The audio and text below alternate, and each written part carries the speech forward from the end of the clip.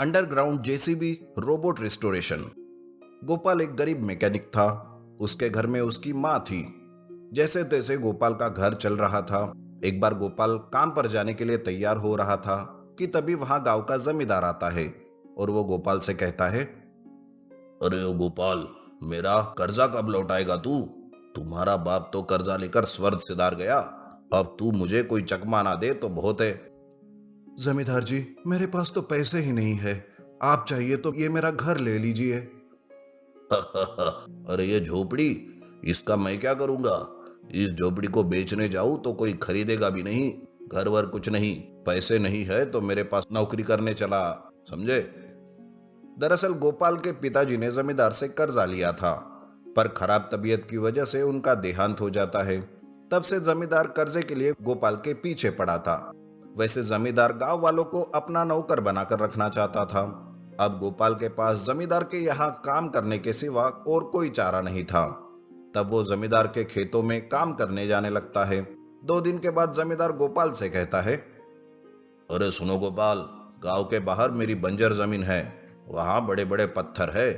तुम्हें उस जमीन को खेती करने के लायक बनाना है। आज सुबह से ही तुम उस जमीन पर काम करना शुरू कर दो। गोपाल बिना कुछ कहे उस बंजर जमीन पर काम करने के लिए चला जाता है। उस जमीन पर बड़े बड़े पत्थर पड़े हुए थे। बेचारा गोपाल उन बड़े बड़े पत्थरों को हाथ से हटाने लगता है। गोपाल इस तरह से काम कर रहा था कि तभी वहां जमींदार आता है। उसे देखकर गोपाल कहता है, जमींदार जी, मैं अकेला ये सब काम कैसे करूंगा? इतने बड़े पत्थर है, मैं अकेला इसे नहीं हटा सकता। अगर कोई साथी मिले तो काम जल्दी हो जाएगा। अरे तेरे साथ एक मजदूर और लगाने के लिए मेरे पास पैसे नहीं है। अकेले से नहीं हो रहा है तो अपनी माँ को लगाओ काम पर। नहीं नहीं जमींदार जी, मैं मेरी माँ को काम पर नहीं ला सकता। अकेला ही मैं ये कर लूंगा। जमींदार के जाने के बाद गोपाल फिर से काम पर लग जाता है। रात घर जाकर जब गोपाल खाना खाने लगता है तो हाथों की छालों की वजह से उसे जलन होने लगती है। माँ को गोपाल का दर्द देखा नहीं जाता। माँ कहती है, बेटा, बहुत दर्द हो रहा है ना। भगवान, कब मेरे बेटे को उस जमींदार से छुटकारा मिलेगा। बेटा, कल से मैं भी तुम्हारी मदद करने आ जाया करूंगी। नहीं माँ, आप मेरे होते हुए और कोई काम नहीं करोगी। और ये छाले तो मामूली है, आप इससे परेशान मत हो। तब माँ गोपाल को अपने हाथों से खाना खिलाती है। दूसरे दिन गोपाल बड़े पत्थर हटा रहा था कि तभी जमीन पर एक गड्ढा पड़ जाता है। गोपाल हैरान होकर उस गड्ढे के अंदर देखता है। तब उसे वहां एक जेसीबी पड़ा हुआ दिखाई देता है, लेकिन जमीन में फंसे होने की वजह से वो जेसीबी बहुत ही खराब हो चुका था। गोपाल इस बात को जमींदार तक पहुंचाता है।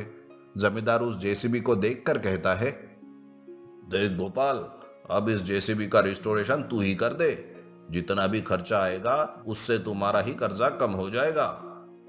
यह सुनकर गोपाल मन ही मन में सोचता है, यह तो बहुत ही अच्छी बात हुई है। भगवान ने आखिरकार मुझ पर कृपा दिखाई है। मैं आज से ही जेसीबी का रिस्टोरेशन करना शुरू करता हूँ। लेकिन खर्चे का क्या करूँ? पैसे कहाँ से लाऊं? यह सोचते सोचते गोपाल घर जाता है और माँ को सारी बात बताता है। तब माँ गोपाल को अपने कान की बालियां देती है। कान की बाली बेचकर आए हुए पैसों से गोपाल जेसीबी का रिस्टोरेशन करता है। लेकिन जैसे ही जेसीबी का रिस्टोरेशन पूरा होता है, वो जेसीबी एकदम से रोबोट में बदल जाता है। गोपाल जेसीबी रोबोट को देखकर चकित हो जाता है।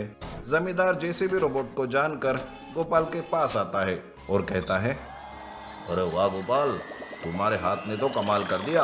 अब चल इस जेसीबी रोबोट को लेकर मेरे घर।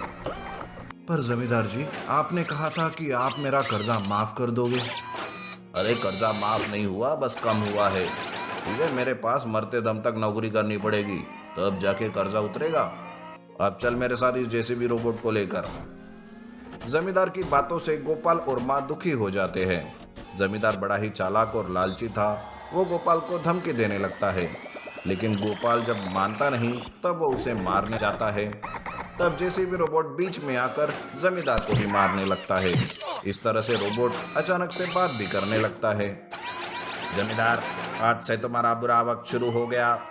अब गांव वालों को परेशान करना छोड़ दो और गोपाल की तरफ नजर उठाकर भी देखा तो मैं देख लूंगा। जेसीबी रोबोट को मानो जैसे गांव वालों की मदद करने ही भेजा हो। उस दिन जमींदार गांव छोड़कर ही भाग जाता है। जेसीबी रोबोट गांव वालों की मदद करते हुए गोपाल के साथ ही रहने लगता है। Coca Cola tractor robot, magical watermelon robot. Ganesh का तरबूज का खेत था। इस साल उसे अच्छी खासी तरबूज की फसल आई थी। गणेश खुशी से तरबूज अपने ट्रैक्टर में डालकर बाजार बेचने ही जा रहा था कि तभी कुछ गुंडे गणेश को रोकते हैं और उसे पैसे मांगने लगते हैं। तभी गणेश कहता है, अरे भाई, किस बात के पैसे? आज तक मैंने तो यहाँ कभी किसी को रोड टैक्स लेते हुए नहीं देखा, तो फिर आज मैं तुम्हें पैसे क्यों दूं? चलो छोड़ो और मुझे जाने दो। इस तरह गणेश बड़ी ही हिम्मत से बात करता है। तभी बाजू में बैठा गब्बर, जो गुंडों का मुखिया था, वो उठकर गणेश के पास आता है और कहता है, अरे आज तक तुझे पैसे देना नहीं पड़ा क्योंकि आज तक तेरा पाला गब्बर से जो नहीं पड़ा था। इतनी होशियारी दिखाने की कोई जरूरत नहीं है, समझे? तुझे महंगा पड़ेगा। चल चुपचाप पैसे निकाल और निकल यहाँ से। गब्बर के धमकाने के बाद भी गणेश उसे पैसे देने से इनकार करता है। तब तो गब्बर को बहुत गुस्सा आता है। वो गणेश को मारकर उसके पैसे छीन लेता है और उसके आदमी उसके सारे तरबूजों को फेंक देते हैं और उसका ट्रैक्टर भी अपने कब्जे में ले लेते हैं। बेचारा गणेश मार खाकर घर आते रहता है कि तभी उसे उसका दोस्त हितेश मिलता है। अरे गणेश, क्या हुआ? तुम्हारी ये हालत किसने की? तब गणेश गब्बर के बारे में सारी बात बताता है। इस पर हितेश कहता है, हाँ रे, आजकल उस गब्बर ने सभी को परेशान कर रखा है। पुलिस भी उसी के गुलाम बने हुए है। पर मैं भी कुछ कम नहीं, मैं उसे सबक सिखाने के लिए कोका कोला रोबोट बना रहा हूँ। क्या कहा? Coca Cola robot? हाँ, और आज वो मेरा रोबोट तैयार भी हो जाएगा, फिर देखना कमाल।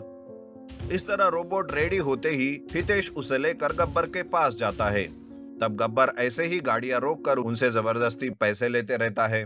तब वो कोका कोला रोबोट गब्बर को रोकता है। वो उसे और उसके गुंडों को खूब पीटता है। सारे लोग मारो मारो इस तरह चिल्लाते हैं। तब तक गणेश भी वहां आता है। तब गब्बर और उसके गुंडे दुम दबाकर वहां से भाग जाते हैं। अरे वाह हितेश, तुम्हारे कोका कोला रोबोट ने तो सच में गुंडों को धूल चटा दी। इस तरह सभी हितेश का धन्यवाद करके वहां से चले जाते हैं। लेकिन मुसीबत टल गई इस ख्याल से हितेश और गणेश भी खुश होकर अपने अपने काम पर चले जाते हैं। लेकिन गब्बर के मन में तो बदले की भावना रहती है। वो सोचता है, अरे उस मामूली कोका कोला रोबोट से मैं डरने वाला नहीं हूँ। उस दिन मेरे पास कोई चारा नहीं था, लेकिन अब मैं अपनी जादू दिखाता हूँ सारे गांव वालों को। दरअसल गब्बर का दोस्त एक तांत्रिक था। वो एक बुरी आत्मा को बुलाकर उसे एक जेसीबी में डाल देता है, जिससे वो जेसीबी एक मॉन्स्टर जेसीबी में बदल जाता है। वो मॉन्स्टर जेसीबी गांव में घूमकर सब जगह पर तबाही करने लगता है। कोका कोला रोबोट भी उस मॉन्स्टर जेसीबी से हार मान लेता है। जेसीबी मॉन्स्टर हितेश और गणेश का पीछा करता है। तब वो दोनों भागते हुए गणेश के तरबूज के खेत में चले जाते हैं। तभी उन्हें वहां एक साधु मिलता है। अरे अरे बच्चों, क्यों ऐसे डर के मारे भाग रहे हो? क्या कोई भूत पीछे पड़ा है क्या तुम्हारे? तब गणेश साधु बाबा को जेसीबी मॉन्स्टर के बारे में सब बताता है। साधु बाबा अपनी जादू से एक तरबूज पर जादू करते हैं। वो तरबूज विशाल बनकर तरबूज रोबोट में बदल जाता है। तब तक वहां मॉन्स्टर जेसीबी आता है और उन दोनों के बीच लड़ाई शुरू हो जाती है और उस लड़ाई में जेसीबी मॉन्स्टर मारा जाता है। इस तरह से एक बुरी ताकत का अंत हो जाता है।